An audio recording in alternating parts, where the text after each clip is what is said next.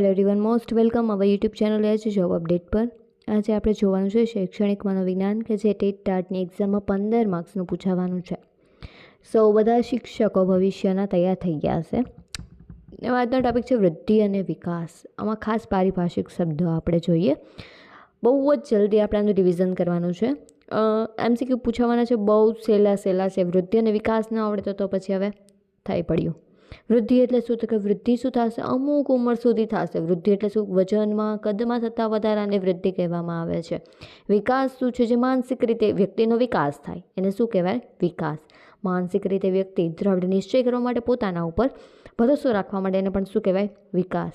વૃદ્ધિ શું છે? શારીરિક ફેરફાર છે. વિકાસ શું છે? તો કે મનોવૈજ્ઞાનિક ફેરફાર છે. ઓકે. ચેતાતંત્ર, તો કે ચેતાતંત્ર એક એવી રચના છે કે જે શારીરિક પ્રક્રિયાના નિયંત્રિત કરે છે તથા વ્યક્તિના ચેતન અનુભવના દરેક પાસા માટે જવાબદાર હોય છે. સંવેગ શું છે? તો કે સંવેગ એટલે સમગ્ર ચેતાતંત્રને ખળભળાવી મુક્ત ભય, ક્રોધ, હર્ષ, તિરસ્કાર જેવી માનસિક સ્થિતિને સંવેગ કરે. શું કહેવાય? સંવેગ તરીકે તેને ઓળખવામાં આવે છે. થોડીક ટાઈપિંગ મિસ્ટેક છે, ચલાવી લેજો.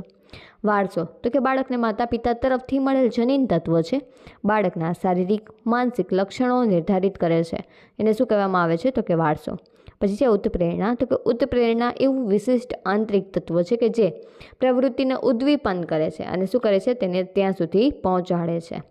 માનસિક વિકાસ તો શું થશે? તો કે બુદ્ધિ અને તર્ક, કલ્પના, સ્મરણ, વિચાર, ખ્યાલ, સંવેદન શક્તિ વગેરેના વિકાસ અને એને શું કહેવામાં આવે છે? માનસિક વિકાસ.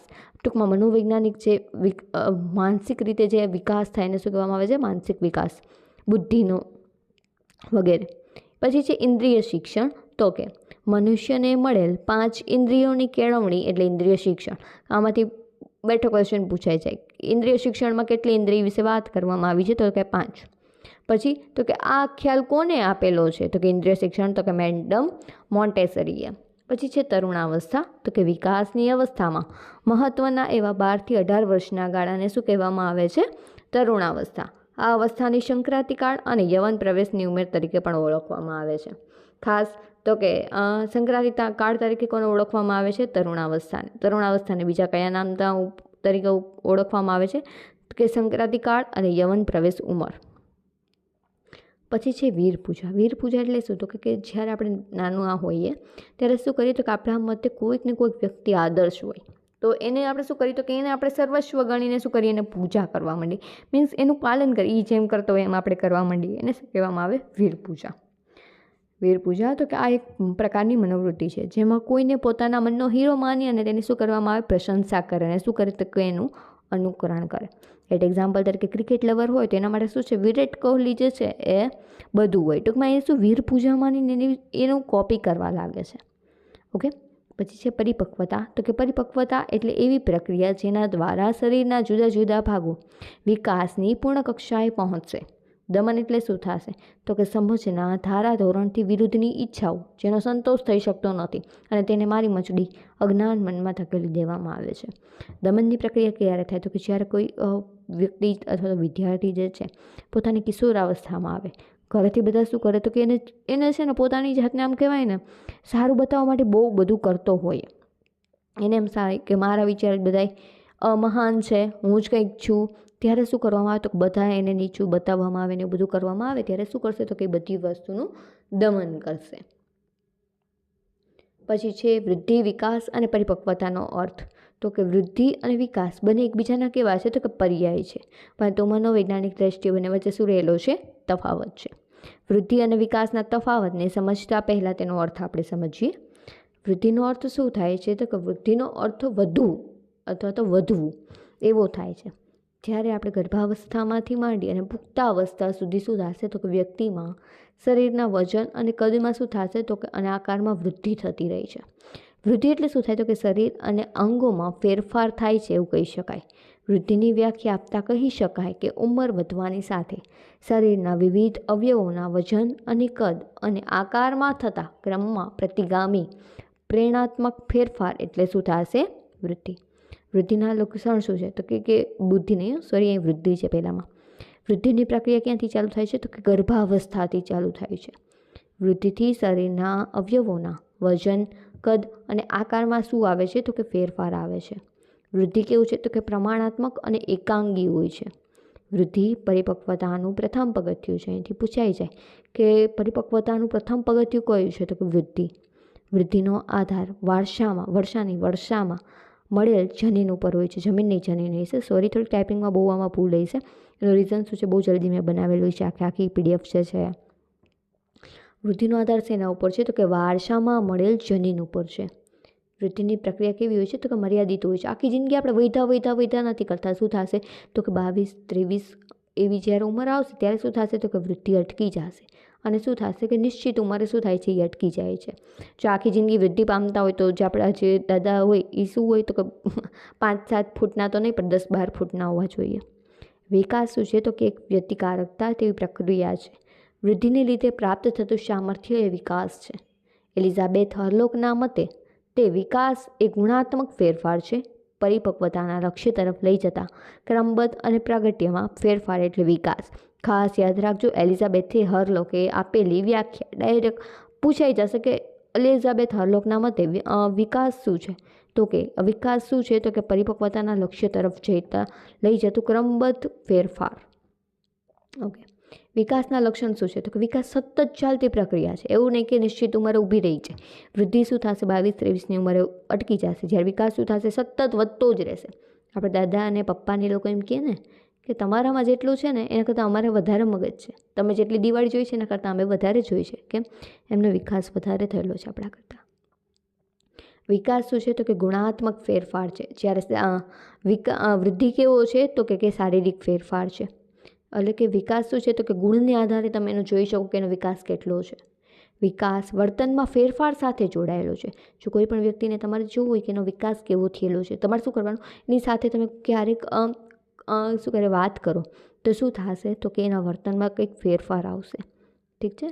વિકાસ શું છે તો કે ચોક્કસ ક્રમબદ્ધ હોય છે. વિકાસ છે ને આમ ક્રમબદ્ધ રીતે થાય છે. વિકાસ ચાંગુ પાચન ફેરફાર સૂચવે છે.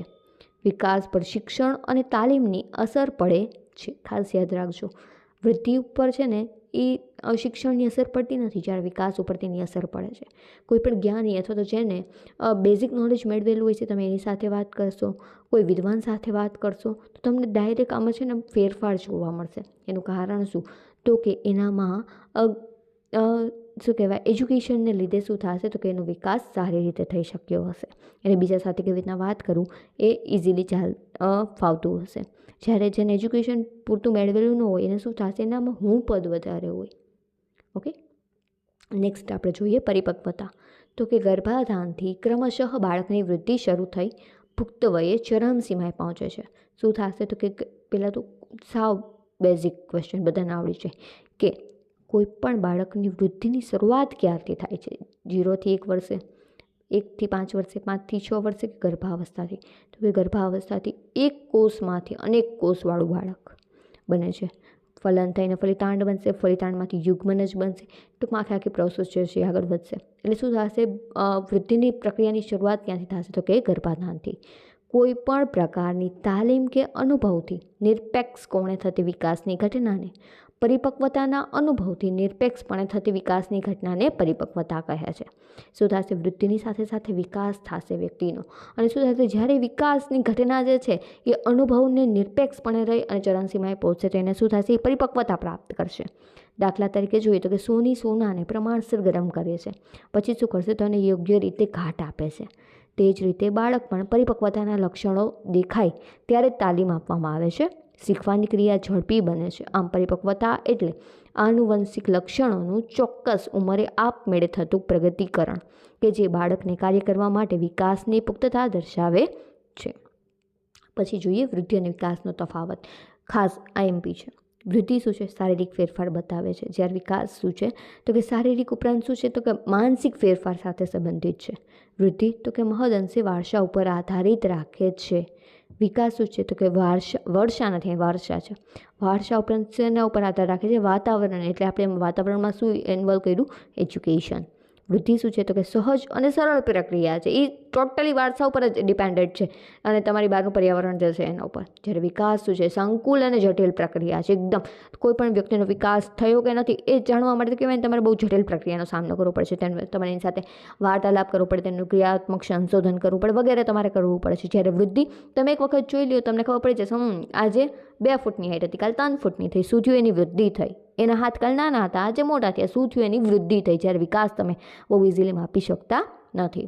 વૃદ્ધિ શું છે તો કે ભૌતિક પદ્ધતિથી માપન કરી શકાય છે. દાખલા તરીકે ઊંચાઈનું વજન, માપનું વજન, પછી વગેરે.